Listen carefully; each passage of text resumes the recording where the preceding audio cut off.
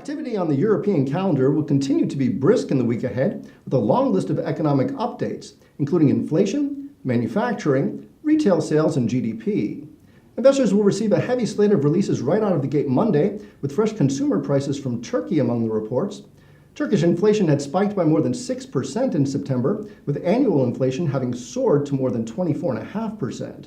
Turkey's economy has been suffering from a slowdown in domestic demand, as well as private consumption and investment spending, amid tighter financial and credit conditions, and with leading indicators pointing to a sustained increase in unemployment. Against this backdrop, the country's central bank in late October decided to maintain its tight monetary policy stance and kept its policy rate at 24%. Also, Monday market will release its final Eurozone manufacturing PMI for November after slower growth was recorded across much of the single currency area in the prior month.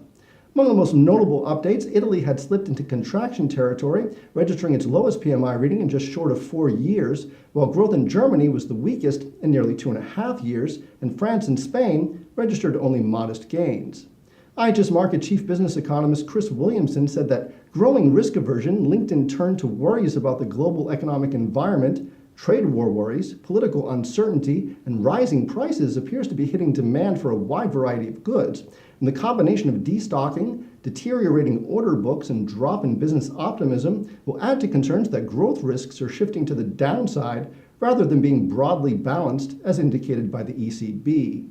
Meanwhile, Tuesday will bring Spain's unemployment rate for November, Swiss inflation, and Greek GDP for the third quarter, after the country's second quarter growth rose 0.2% from the prior period, driven in part by a rise in exports of nearly 4%.